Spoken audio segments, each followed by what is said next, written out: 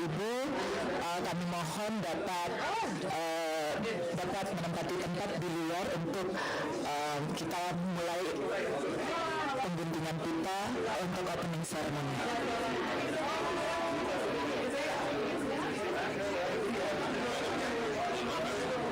Selamat pagi Bapak Ibu. Karena acara pengguntingan kita untuk opening ceremony akan segera dimulai, kami mohon perkenan Bapak Ibu untuk menempati tempat di depan Indonesia Pavilion. Terima kasih. Masih di luar. Agak aneh kalau ditanya gitu. Secure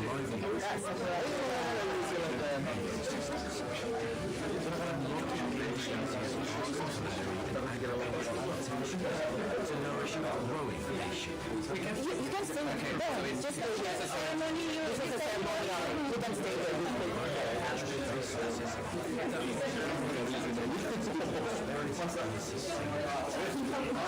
Captivating ideas from the business forums held throughout the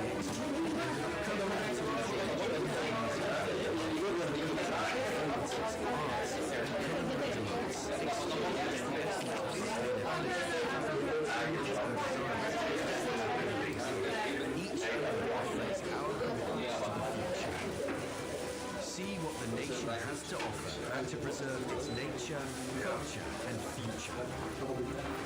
Join the expedition of Indonesia's growth and participate in the journey for a better tomorrow. We want you to come aboard the Indonesian Pavilion. From the 13th of April to the 30th of October at Expo 2025 Osaka, Kansai. As the world economy continues to evolve, those who strive are those with strong resolve. Indonesia is where such resolve abounds. The right place for your business to get off the ground. A bright spot in an otherwise uncertain time.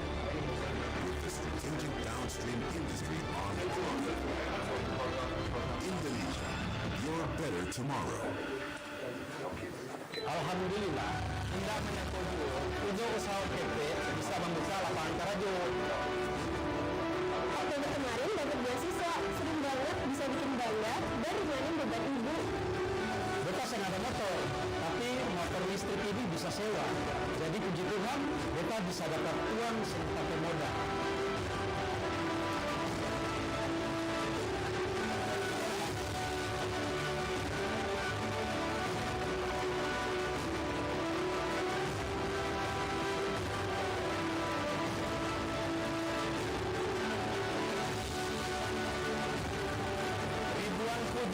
Bagi yang maha kuasa, kita syukur kepada yang maha esa. Yang Songo percaya satu asa, maju bersama sebagai satu bangsa. Future for all. And now, for the moment we have all been eagerly waiting, I have the distinct honor of inviting His Excellency Mr. Rosan Perkasa Roslani, Minister of Investment and Downstream Industry, also the Chairman of Investment Coordinating Board of the Republic of Indonesia and spouse, and also His Excellency Mr. Febrian Alfianto Rudyard, Vice Minister of National Development Planning, Vice Chairman of National Development Agency, and Mr. Anindya Novian Bakri, Chairman of Indonesian Chambers of Commerce and Industry, to take the spot to officiate the ribbon cutting ceremony for the Indonesia Pavilion 2025. Please join me for a round of applause and witness the official opening of the Pavilion 2025.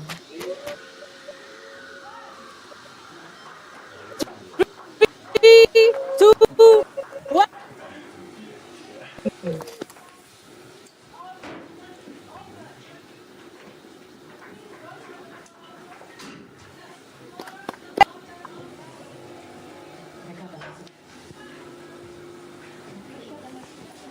The potential of our nation and exciting opportunities that lie. Indonesia. Indonesia Pavilion.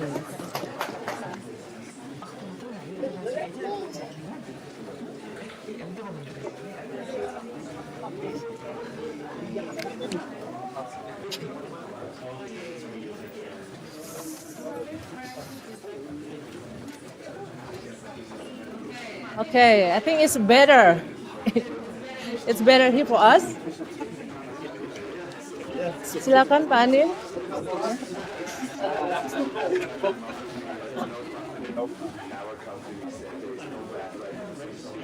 Not speak. Oh, sambutan. Okay, yeah. Okay, ladies and gentlemen, can I have your attendance, please?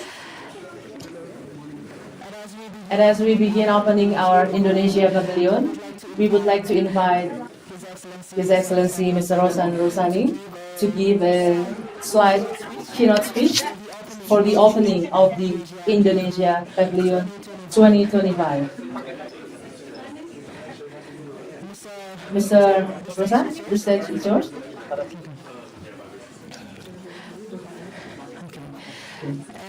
And for our distinguished guests, please be seated because we will begin shortly our event today as we officiate the opening of our pavilion, Indonesia Pavilion. And the stage is yours, Pak Rosan. Well, thank you. Very good morning to all of you. First of all, I would like to thank all the agencies, the secretaries, and all of you for taking time to come to our pavilion today. Finally, Indonesia is back in Davos. We are very excited because under the new leadership of Pak Prabowo, definitely we are becoming more open. And the strong message also from President Prabowo that Indonesia we have to engage actively in a lot of different multilateral, bilateral foray, and to show that Indonesia will have more presence in the world. And definitely we would like to collaborate and synergize with a lot of different stakeholders, especially abroad, because Indonesia we are committed to have a net zero emission by 2060 or sooner with the support of the foreign party. And well, I wouldn't bore you with my long speech, but because we will have a session today, and hopefully the session will have a very fruitful discussion and productive discussion. And at the same time, please also enjoy our coffee, Indonesian coffee. I think we have a different kind of coffee from Indonesia, and also at the same time some culinary. Hopefully you will enjoy our coffee and also our culinary here in our coffee. Well, again, we are very thankful for your presence here, and hopefully you will enjoy the session, the event today in our pavilion. Thank you. Thank you so much, His Excellency, Mr. Rosan. And as we opening our Indonesia Pavilion, it's gonna be remarked with several panel discussion. And the first panel discussion will be led and moderated by Deputy Minister for Investment Promotion, Bapak Nurul Ikhwan. Pak Nurul, the stage is yours. Thank you. Silakan. Good morning, everyone.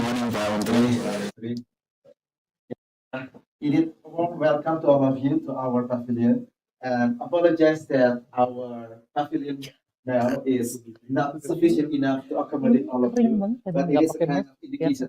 Actually, I just would like to say that we just would like to wait again asking for bigger facilitations that we are going to provide for the next year. And now We are very firm that we are coming again for the next years from here with much more bigger pavilion and hopefully much more VVIP coming, including the leaders of our countries. So, ladies and gentlemen, it is indeed a big pleasure for me to be chairing for this, to be moderated for this morning sessions. And we have our Minister, His Excellency Ambassador Rosan Roslani, that will be also accompanied by our the other speakers that will be Vice Minister of National Development Planning, Vice Chairman of Bappenas, Febrian Rudyat.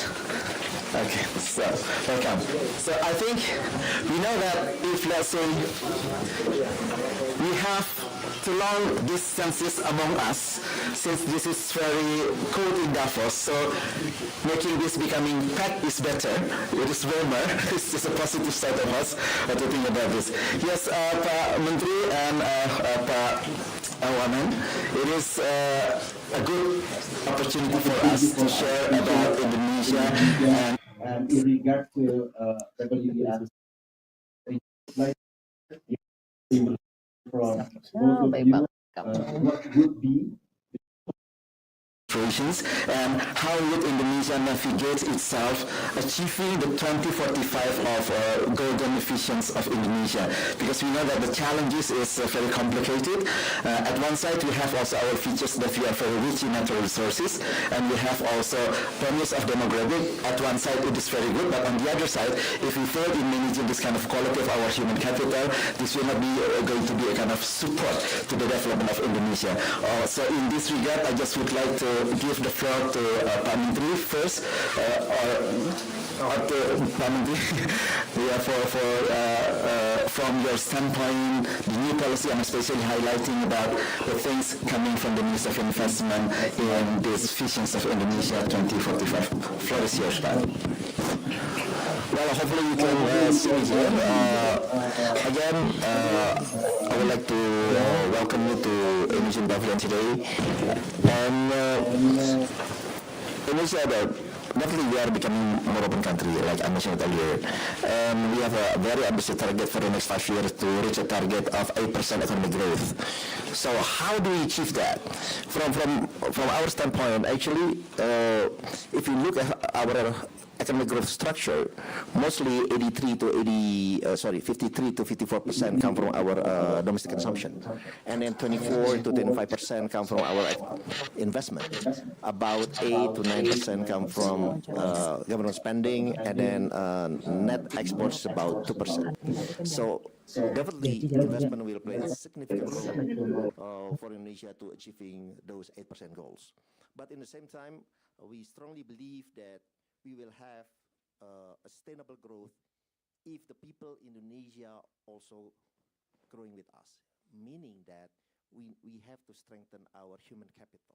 I think that's the key, because if we look currently at the structure of our labor force, we are, if we may say, according to Ministry of Labor in Indonesia, still the majority, about 40%, the economic background come from elementary school, 18% with high school, only 12 to 13% with the background education of diploma or university. So definitely, we need to work on strengthening our human capital, in the same time upscaling, reskilling, and improving the productivity in Indonesia.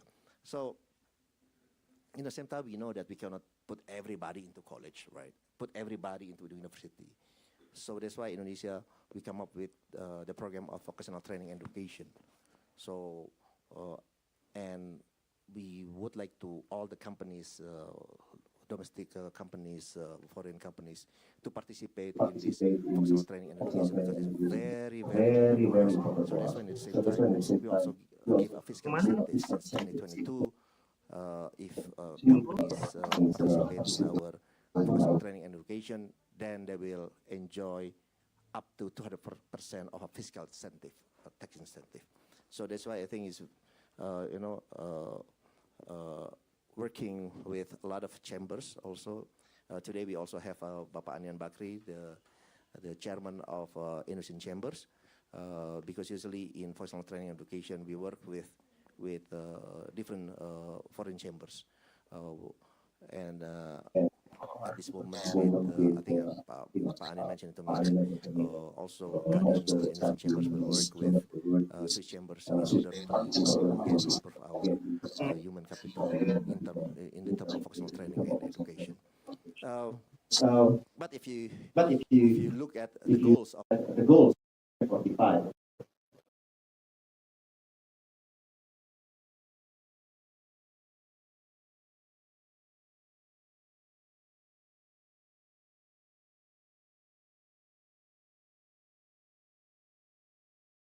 power human resources.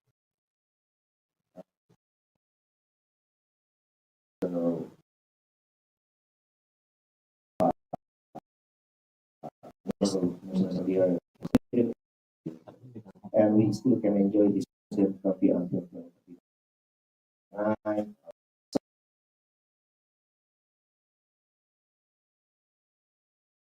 have a good talent, a good pool of talent, because having FDI in Indonesia, but without having a good talent, it will create, inefficiency and also issue in the future. So again, we obviously we have abundance of resources, natural resources. So that's why in the new government, our ministry not only investment but also the government put it the downstream industry, meaning the value added. We would like to capture the value added. We would like to have the industrialization of in Indonesia. Why? Because we need to create more jobs.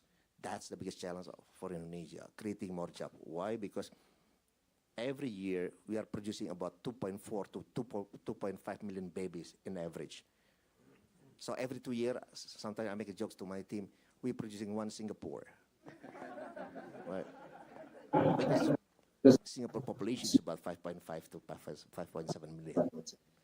So creating quality jobs, I think that's our biggest challenge. So that's why having this downstreaming, having this value added, having this industrialization, at the end we want to create more quality jobs for Indonesian, and in the same time we would like to have sustainable growth. Well, I will touch later on maybe in renewable energy, but I don't want to monopolize all the discussion with me, so I will share it also to the Vice Ministry of Indonesian Planning. Thank you. Yeah. Thank you. Applause for Minister Roslani. Thank you so much for your insight. Yes, so having a strategy for a good pool talent and then also reach with the natural resources is one of the features of Indonesia we promote in this event as well. But then we know that the situations globally, we are not in very good situations and condition as well, knowing that geopolitically is very challenging, and this will also giving a kind of impact into the economic constellations. And in this regard, we just would like to hear policy coming from the government, and especially coming from the Ministry of National Development Planning, and in terms of how would be this strategy in navigating the growth of economic that was designed to 6 to 8% annually as our economic growth. We would like to hear more coming from your side, sir, please. Well, thank you so much, Ed. Ladies and gentlemen, esteemed guests and colleagues, Honorable Ambassador Minister Roslani, and of course all colleagues. Very good chilly morning. This is Davos. So if not chilly, it's not Davos. Maybe we will somewhere else, Interlaken or somewhere else. But first of all, I would like to thank for giving me the opportunity, sharing with you about how we in the National Development Planning Agency or National Development Planning Ministry try to lay out the grand plan that we're going to proceed with all of those objectives that has been laid forward by President Prabowo. And now, I've just been a Vice Minister for 3 months barely. So do this script that I had, so I'm not giving you a foreign policy brief in this particular discussion. So 2045 is very important for Indonesia because it's not only centennial, but within this period, we will have the so-called, the moderator say, bonus democracy. It is not once in 100 years time we have this. And if we miss to utilize this maximally, I believe we will not have it during our lifetime. So I think as we prepare for those centennial celebration, we have aspiration to become a prosperous, high-income nation, which is not only inclusive, but also sustainable and resilient. I think that is very important. But I will be very honest with you that it's not without challenge. It's not a smooth sailing. It's not like working in the garden, in the summer garden, but we have also faces several changes. We know that we must address these challenges, not only by government, but by all of those national components of our countries. First, we have a challenges in Indonesia productivity. It remains significantly lower compared to other nations, particularly in agriculture and industry. Meanwhile, developed countries like Japan and South Korea have demonstrated exceptionally high productivity, particularly in their industrial sector. A large segment of Indonesia workforce now is employed in non-productive sectors. Second challenge, our human capital productivity is below the global average, as reflected by lower PISA scores and also lower human capital index compared to our neighboring countries like Malaysia and Singapore. Third, investment efficiency remain a challenge. This will be the really homework for Menteri to be able to create a conducive ecosystem for us to be able to keep up with this challenge. We have a persistently high incremental capital output ratio, or ICOR, compared to other countries such as Vietnam and Malaysia and the United States or Germany. To address these challenges, ladies and gentlemen, and to achieve our goal for Golden Indonesia 2045, Bappenas, or the Ministry of National Development Planning, we have formulated a transformative strategy which built on 3 core pillars. First, social transformation. What we mean by social transformation is empowering our people to become more skilled and more productive. Second, we do economic transformation. So if we talk about transformation, transformative strategy that we do, first is on the social transformation, second is economic transformation. We unlock new growth drivers and also innovation. And third, governance transformation, which we're going to create an enabling environment for investment and economic activity through adaptive and effective governance. But this transformation will also need to be equipped with the transformation foundation that will consist of law supremacy, stability, and Indonesia leadership, and also social, cultural, and ecological resilience.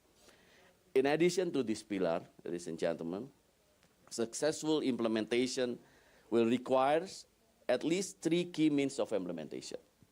First, we must be able to promoting regional development with equality and justice. Second, we should ensure quality and sustainable infrastructure development. And third, maintaining continuity of development efforts across administration. And these strategies has also need to be aligned with the 17 development direction that build upon the 8 development agendas in line with the SDGs. That will be our new credo, in line with SDGs. At the heart of the transformation, then will lies productivity. To achieve a significant growth, productivity must be the driving force, and leveraging Indonesia's existing capital to spur further economic progress.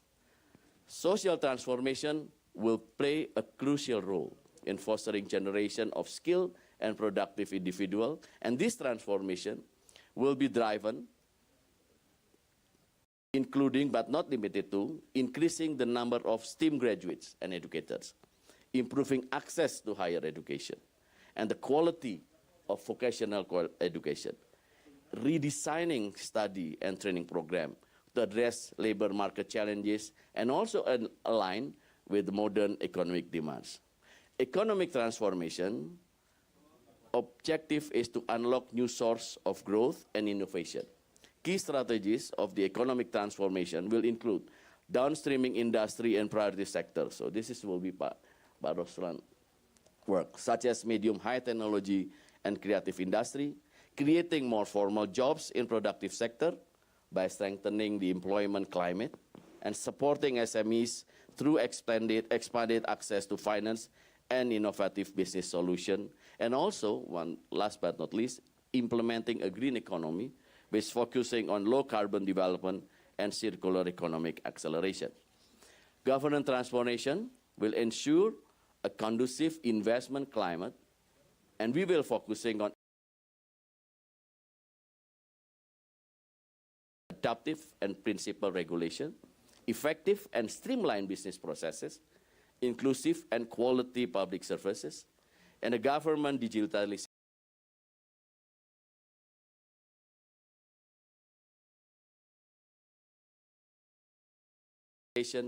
to improve efficiency and transparency. Ladies and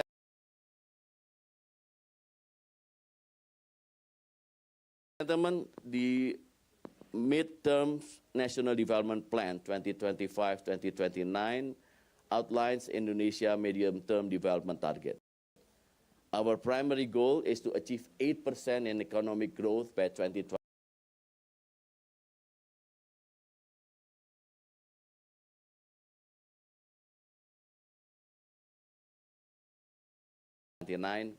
Which will raise our GNI per capita to $.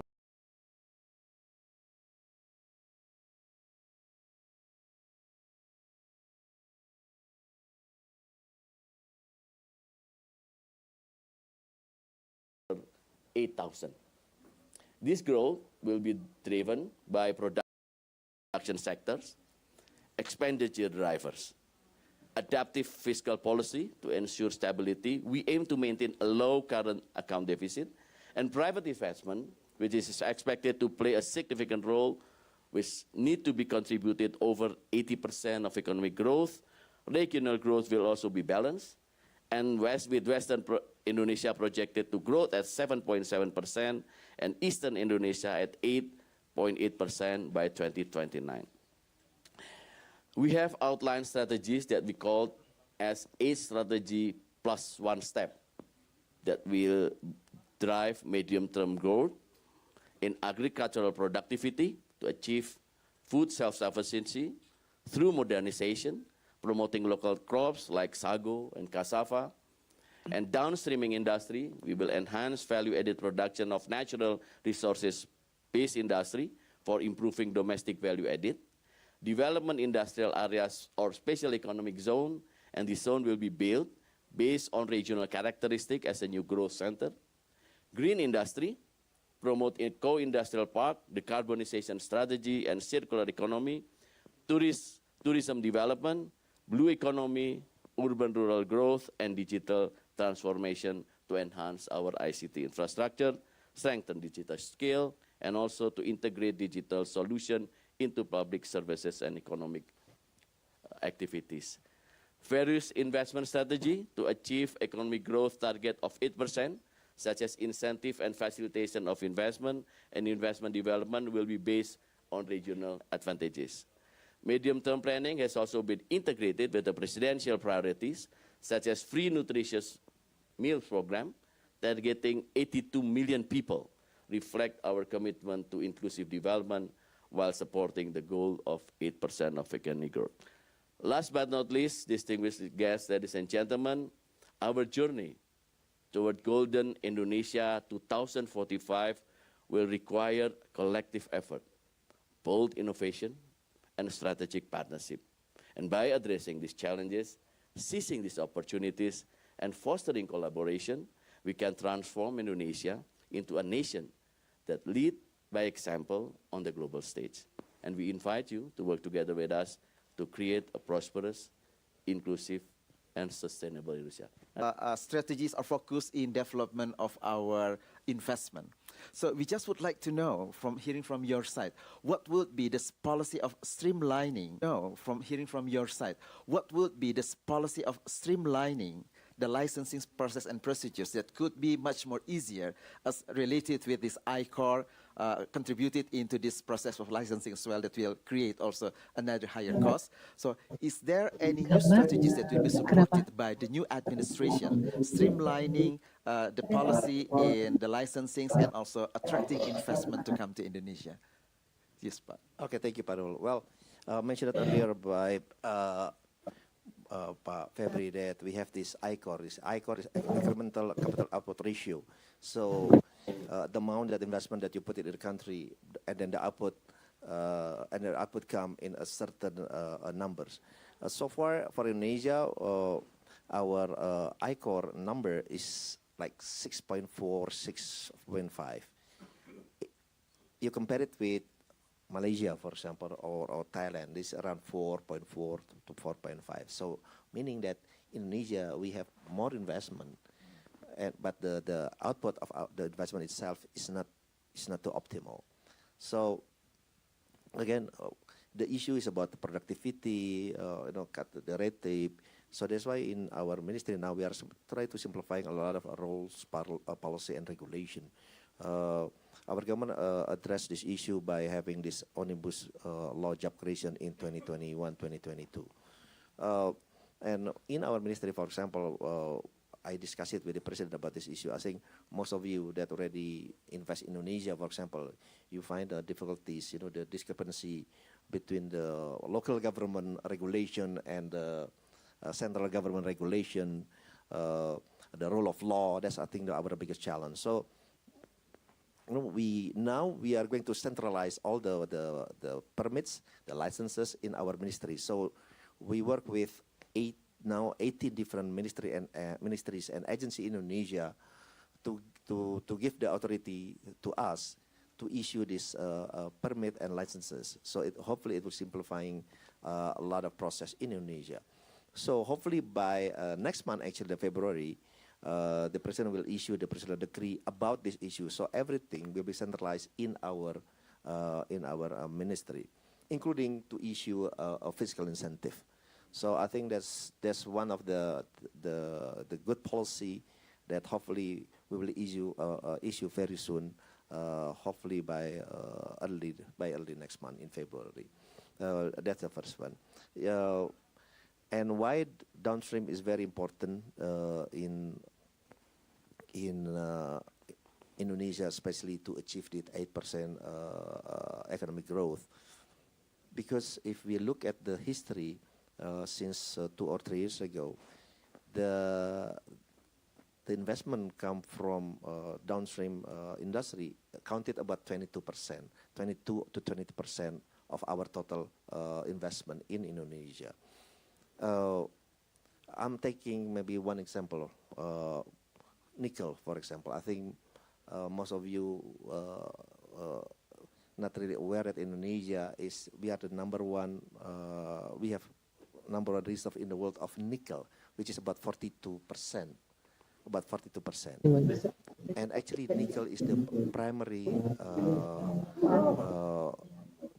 raw material for EV battery. For EV battery together with manganite, with cobalt.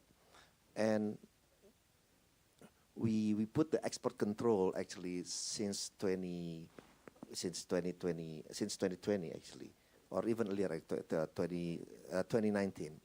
We put the export control in nickel. So you have to have the value added, the manufacturing for nickel in Indonesia. So if you look at the number, when we just export raw nickel back in 2016, our export is about 3.4 billion US dollar back then in 2017. Now in 2024, our process of nickel counted about 30.4 billion US dollar. 30.4 billion US dollar. At the same time, we are creating more jobs in Indonesia. Yes, we have some issue in a lot of different countries when we put the export control. But if you come to Indonesia now, we have the whole ecosystem of EV battery manufacturing, from the mining, from the process of the EV battery, from the cell pack, even all the way to the cycle of the EV battery. The investment comes from Korea, from China, from UK, even from the US. So we would like to have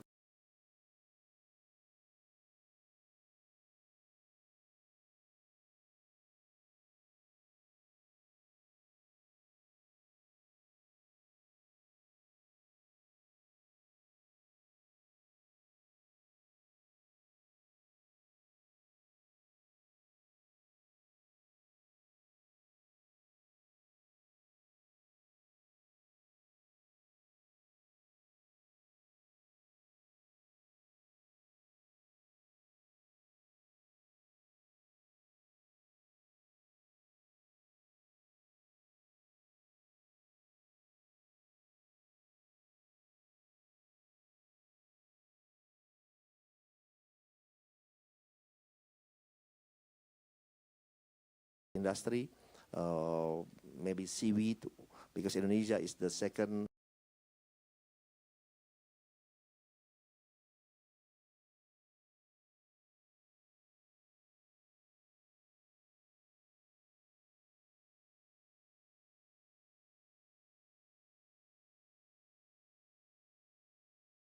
biggest producer of seaweed. But if you are talking about tropical seaweed, actually Indonesia, we are the number one tropical producer of seaweed. Oh, good. You have this slide. I don't know. So actually, let me stand there. Actually, if you look at this map, maybe some of you will surprise knowing that Indonesia, for example,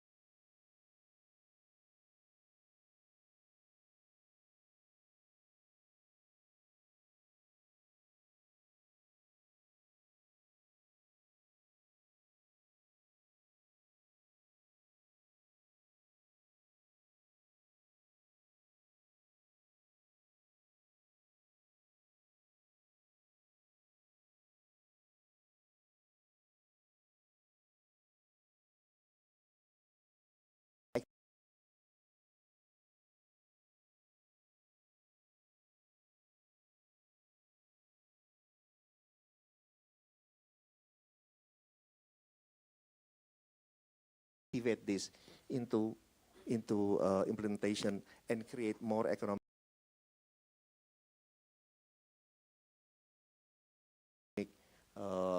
growth in Indonesia. So I think we are going to start prioritize on 5 or 6 industry in the downstream, and the potential of downstream industry, according to our assessment, it will create the opportunity of investment close to $618 billion until 2040.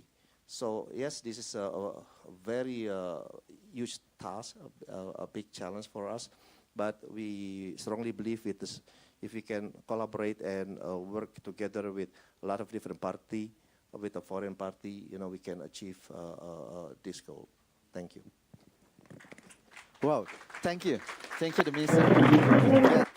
So, ladies and gentlemen, so we know that Indonesia is having a huge opportunity for investment.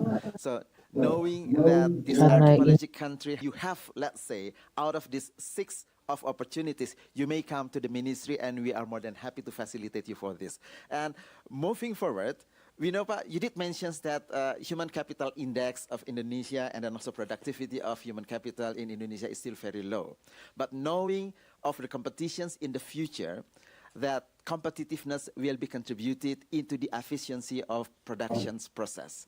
And I guess this should be strategy initiated by the Ministry of National Planning. How would be the collaborations of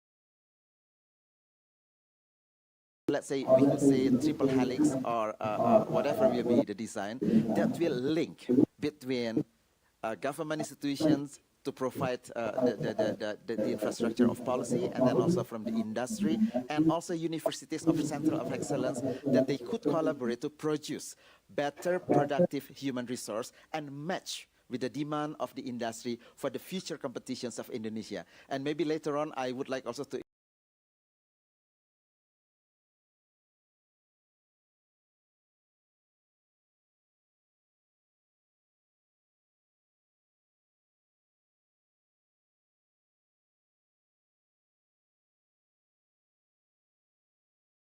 And secondly, I think there are so many instances now that the vocational training become more important rather than the formal training like a graduation with a degree.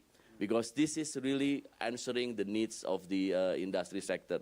So this is a big job for all of us, not only the government, but also the industry, to make sure that they have a very clear requirement what kind of workforce that they need for their expansion in their activity. So this is the thing that we are working. We're not working alone. We're working with Ministry of Education and also Ministry for the vocational issue, especially with the regional government. Because we have seen so many gaps between the capacity in the regional government with the national government. So has to be a bridge that could link those capacity, or at least some capacity building by not only by industry, but I think of course by government it has to be, but by the industry to be able to work together with regional government to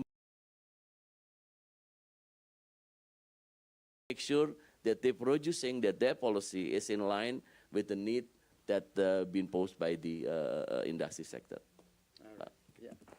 Thank you, Pak. So we do hope that we are going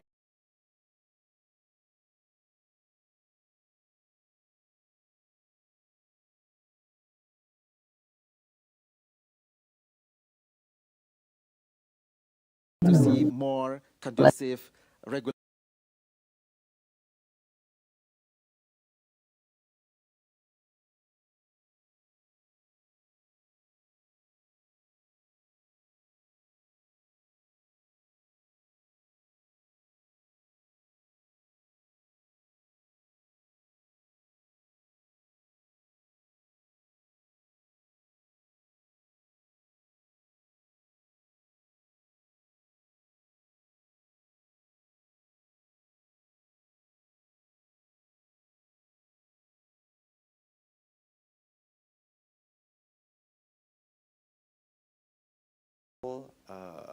Corporations, big and small,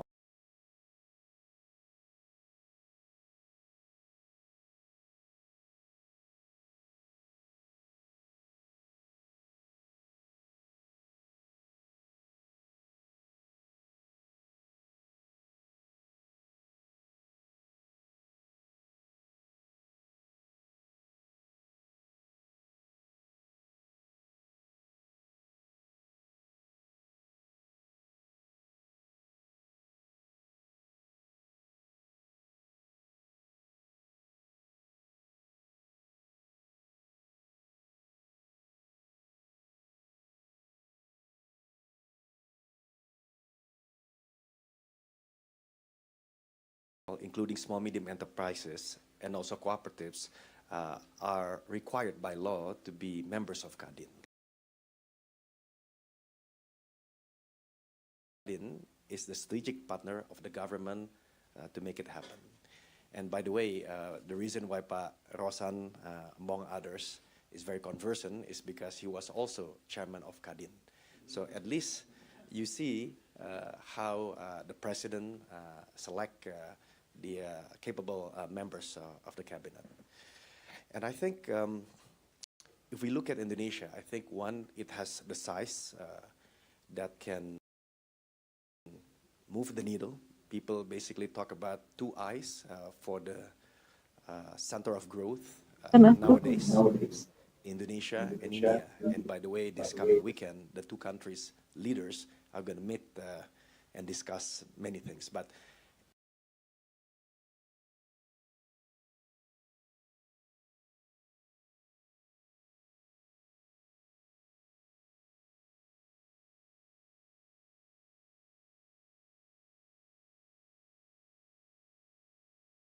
Jokowi, we have been growing, consistently 5 years or so. Inflation at bay, give and take 3-4%, which is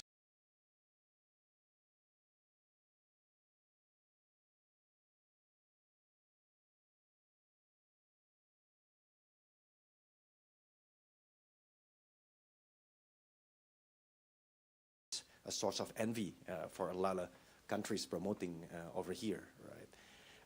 And lastly, I think the momentum is good because, like what Febi, they are creative, innovative, consumptive, and they want to drive change and change, make money in Indonesia. I think that's important. And what you need, I think, is a partner.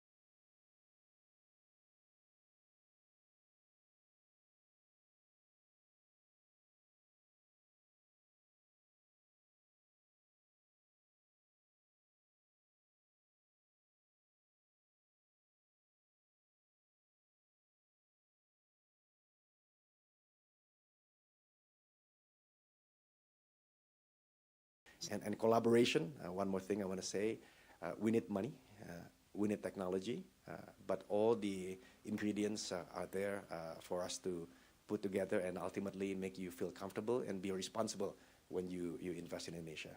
Thank you. Thank you, Pak Menteri. Thank you. Applause for Pak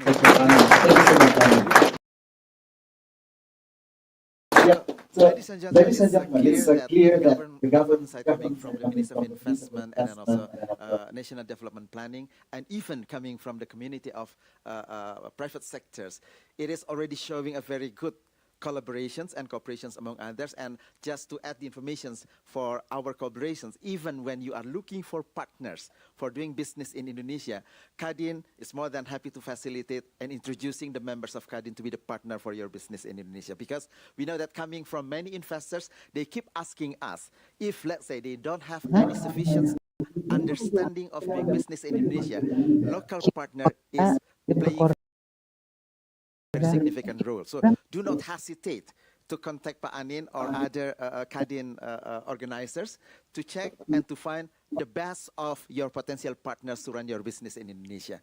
Right now, this is time for the floors. You may ask the questions. Please introduce yourself and to whom the questions will be addressed. And yes, please, I would like to give the first three questions coming from the floor. Any? Good morning. Yes, please. I'm Alex. Yes.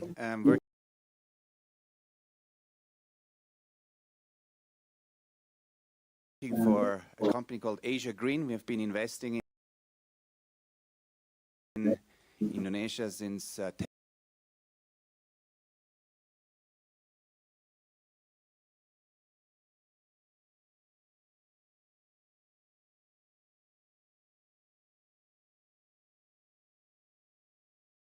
years. Pak Nurul, we know each other. Nice to meet you again. I have a question regarding the policy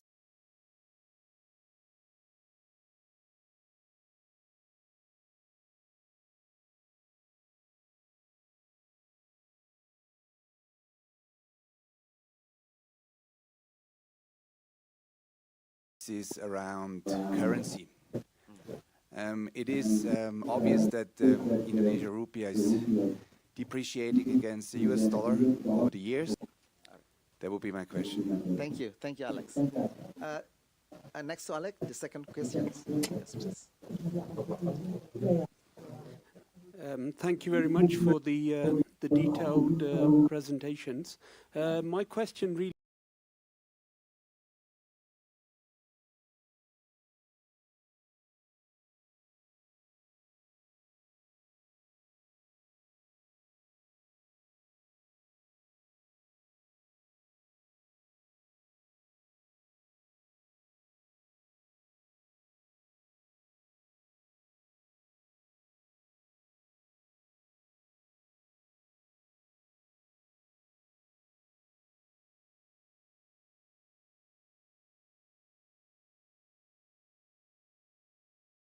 workforce, and that's part of an ESG protocol that we are pushing within the Kingdom of Saudi Arabia, but also we want to look at investment, and there are private entities which are keen on investing in the mining sector.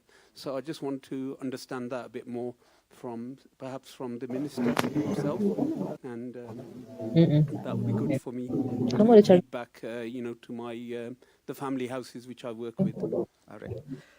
Thank you so much. Any other one else, or we just work with these two questions first? Yeah, Pak Menteri. I guess the first question coming from Alec is for both of you. What would be the strategy from our side fighting against the depreciations of our rupiahs against dollars? Please, Pak. Okay, well, first of all, thank you, Alex, for your question. Actually, is about, well, obviously, we would like to maintain a stable our rupiah denomination, but again, it depends on supply and demand, right? And I think most of the country now, most of the country have pressure by the U.S. dollar. Then we see U.S. dollar is strengthening for the past, actually, especially for the past couple of months. But for us, what we would like to send a message that we would like to have a stable rupiah, our currency, and the predictability, I think, is very important for Indonesia. So we always come up with the initial plan for Indonesia in terms of economic growth, in terms of how we would like to maintain our currency. But the most important thing also, we are very open. We don't, we don't put any limitation for our currency or U.S. dollar in and out from Indonesia. I think that's most important for investors. And obviously, they have their own assessment about the rupiah. Well, can be good, can be bad, but also the planning from the government. If we would like also to increase our export. So in the same time, our central bank is always try to make sure that rupiah is acceptable, and we don't have any issue in accessibility of rupiah or even US dollar, because we know that every investment in Indonesia, you need to pay a dividend out, you need to get your investment back to your respected country, and we are very open on that part. So again, maybe the question is more appropriate you addressing to the Prime Minister of Planning. But for a green investment, definitely we are pushing actually for the green investment, and we come up with a lot of incentive in terms of tax holiday, tax allowance, actually up to 20%. And especially for Indonesia, we have a huge potential in renewable energy. Our potential is actually up to 3,678 gigawatts. It comes from the solar, from the tidal, from the wind, from the hydro, and also from geothermal. Now, actually, our government really pushing on the geothermal, because again, in Indonesia, we have one of the largest reserve of geothermal in the country, especially in Java area and the Sumatra area. And that's why we are putting a lot of resources in geothermal. We are working a lot with a foreign party, especially from Japan, and also with Korea. And we, because currently, if you look at the potential, is more than actually close to 3,700 gigawatts. But currently the installed capacity is less than 1%. It's only 13.1 gigawatt. So, and we already committed of NDC, net zero emission, by 2060. So we have to, we have to come up with our plan and also implementation towards 2060 of net zero emission. So that's why the green investment will have a lot of incentive from our government, from fiscal, non-fiscal incentive. And we are also pushing our mining industry to go into a green industry. And at the same time, we actually, when they start to come up with the production plan, so they also have to submit how they can reduce the carbon emission.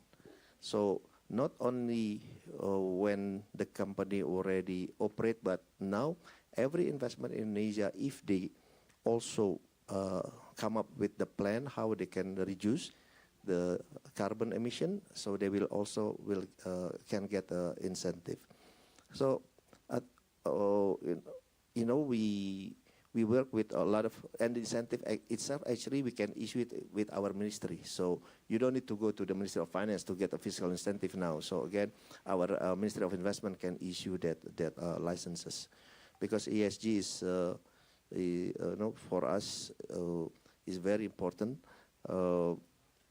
That's why our government we are keep reforming our policy, our regulation, because in the same time, we are competing with our neighboring countries, for example, in attracting more investment to Indonesia. So we would like to have the investment that come to Indonesia, which is export oriented, but also in the same time is can create a sustainable growth and improving our human capital. Thank you. Yes, Yes, if I may add a point that has been mentioned by Minister Rosan on the question by Alex on the issue of Indonesian currency. The only thing that hit it most by the planner is unpredictability. So if you talk about currency, for us, the stability is one issue, and that we like most. As a planner, you will do anything to avoid unpredictability, like in a foreign policy. Surprises is the most hated part. I talked to James last night. We hate surprises in the diplomatic life, but we hate unpredictability in the planning exercise. So it's important to keep the stability. The level itself, it will be defined by the market. So accessibility, acceptability, like has been mentioned by Pak Rosan, is quite very important. But I think the ability for the government to maintain the predictability of the current exchange rate is very utmost important on that particular issue. Thank you, Pak Nur. All right, thank you. Thank you, Pak Febrian. Yes. I guess something as well that we need also to see, Pak, in terms of this currency. So is there any strategy from the government having a kind of differentiations of, let's say, transaction-wise between, let's say, Indonesia with the investors or the trading partners that we are having? Like, let's say, we don't have to use only dollar denominations, or is it something that has been discussed between government of Indonesia with, let's say, our partners in the industry, or even maybe in the private sectors, the possibility of having this kind of differentiations? I think it's always a dream for a country not using or pack into one certain currency. And the discussion on that is quite sometimes in the region, even sometimes in G20, even in the BRICS, if you're following. And it's always some resistance on that particular issue. So for me, it's more like a political issues. I mean, it's not irrelevant to what political issues on the using of local currency in or certain currency, but it will be defined by the market, to be honest. Yeah. How far the market will be able to accept those, and the consequences, political consequences.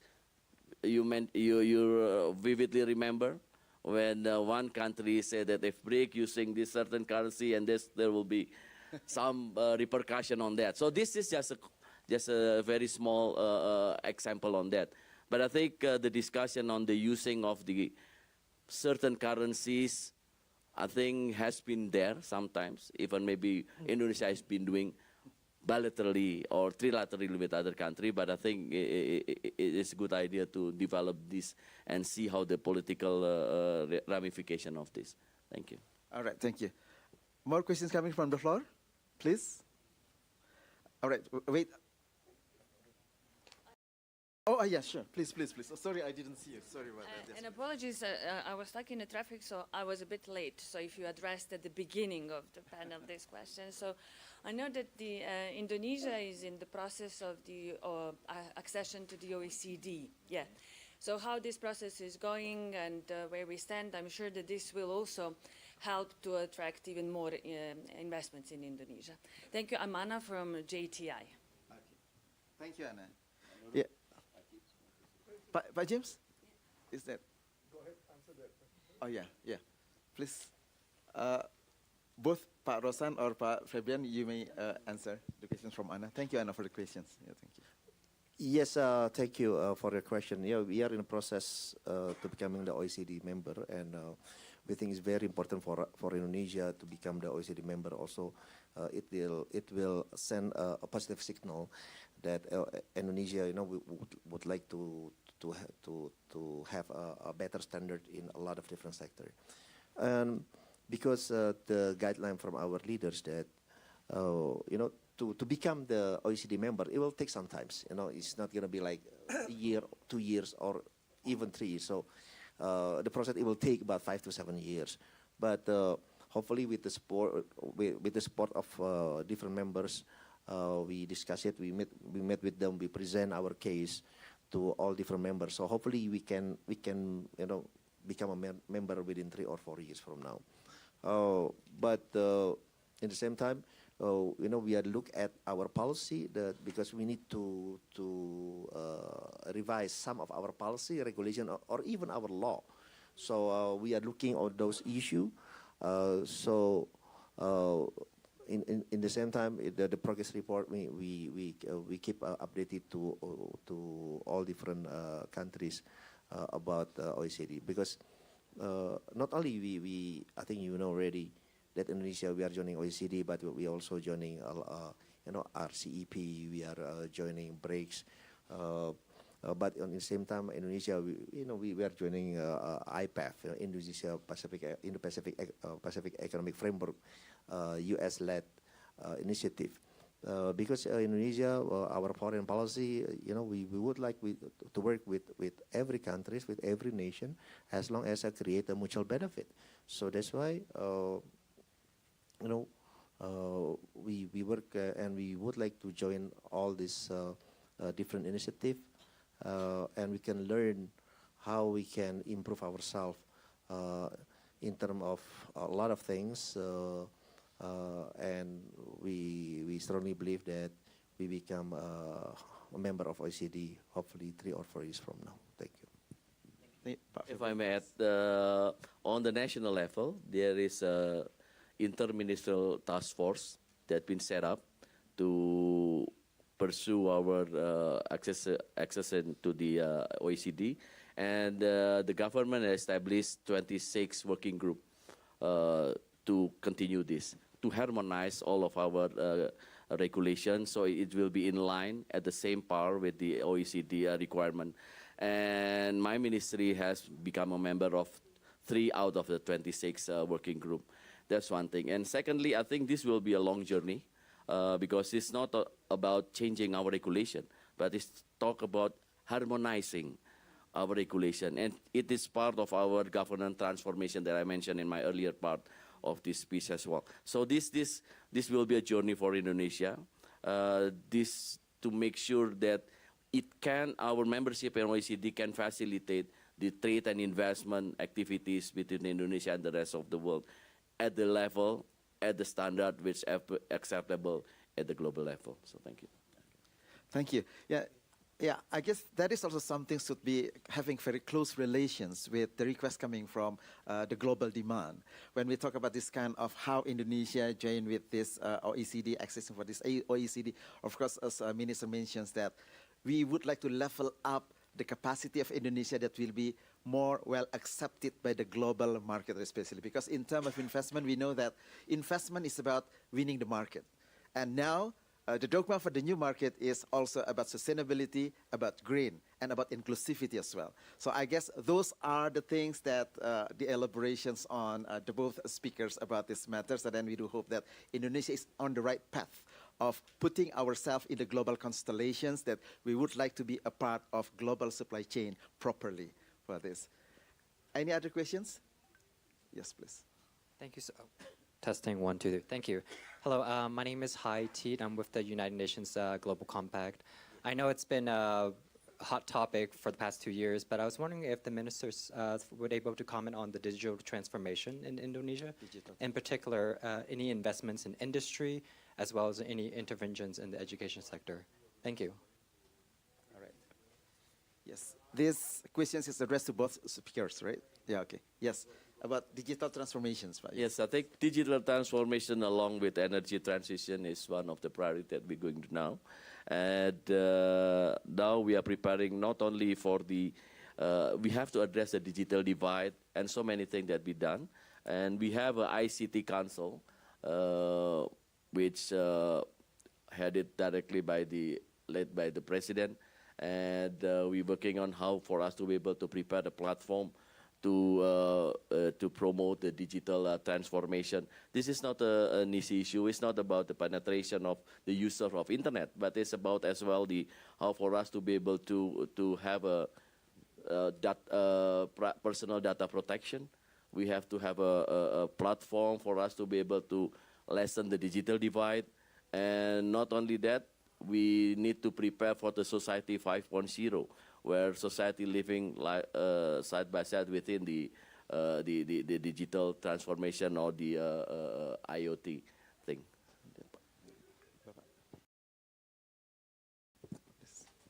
Yeah, for our ministry, we are so we are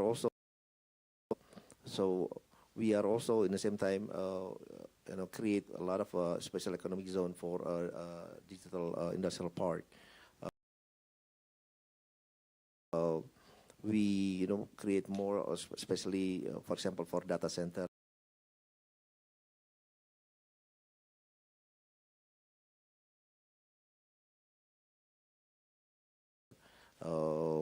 We would like to become a hub for a data center in the region. So we work with, actually quite recently, we have a continuous discussion with Singapore, with Malaysia, how can we create a hub for digital economy data center for not only for a certain country, but work as a region. So that's why in the same time we pushing our renewable energy, because when you set up a digital economy in the same time, you want to use a clean energy to support the digital policy, and also with the good plan to move forward, because currently the digital economy in Indonesia valued about 130 billion in 2025.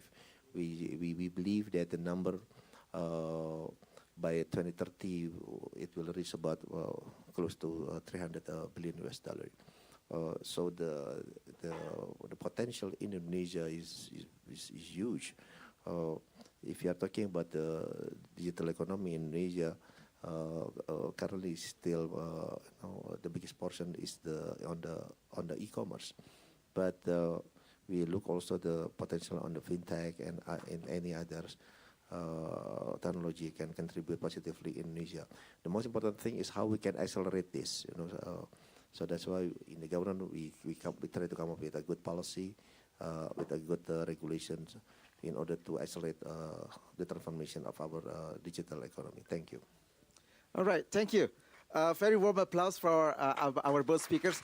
We are limited by time, but I know that we need to hear also the closing statement coming from both speakers before we close these sessions. So we would like to invite Febrian for your closing statements, and will be followed by Minister Roshan, please.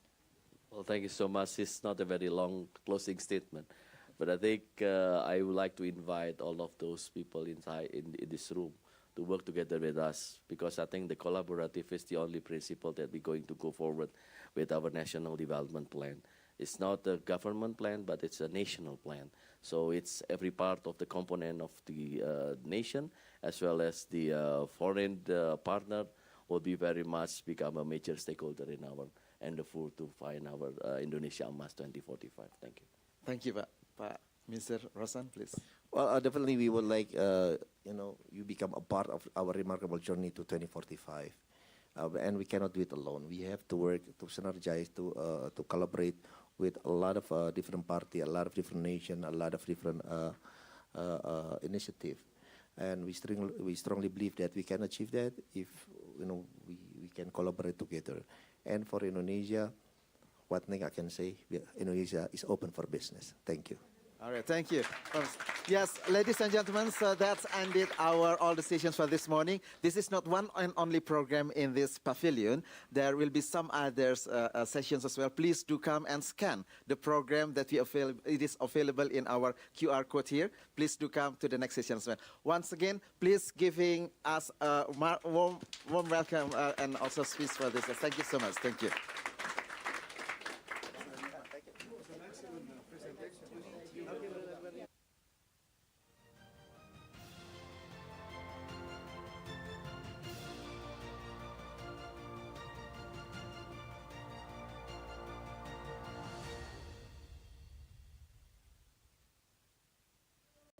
Indonesia is undergoing a digital revolution transforming the nation. With over 280 million people, we're driving 8% economic growth through a digital-first approach, fostering inclusivity, efficiency, and competitiveness. A decade ago, nearly half of Indonesians were unbanked. A bold strategy aimed for 90% financial inclusion by 2024. Fueled by mobile banking, digital innovation, and financial literacy, connecting millions to the digital economy and reshaping the nation's future. Digital wallets are transforming how Indonesians pay, save, and invest. These platforms empower users to manage finances, plan, and invest directly from their smartphones, fostering financial freedom, savings, and entrepreneurship. The journey to a cashless, connected Indonesia begins with Dana Indonesia.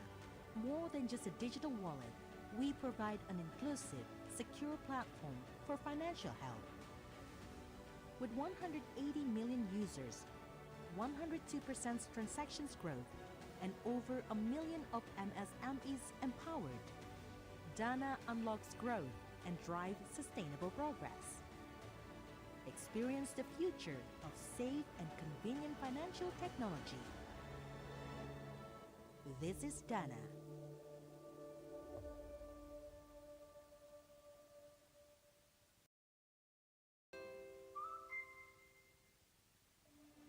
As the world economy continues to evolve,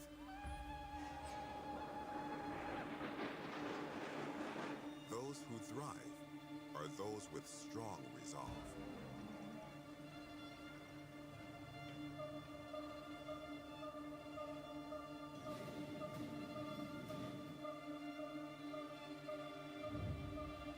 To innovate, reform, and stay ahead in the global adventure, in the quest to become a new economic engine of the future. We're on the road towards transformation by capitalizing our abundant natural resource in order to unleash greater added value for the people of our nation.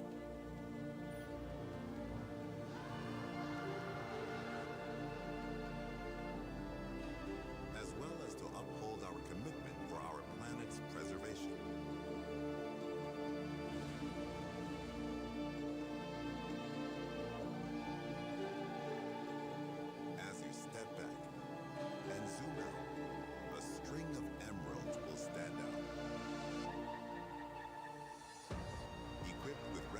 infrastructure development.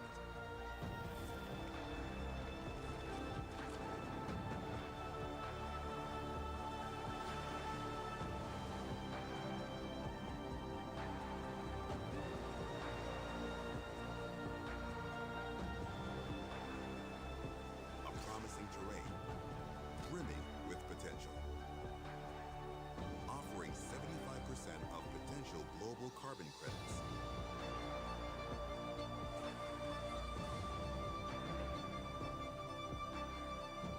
As well as harnessing our young and vibrant workforce. A home for extraordinarily diverse traditions and ingenious entrepreneurial minds.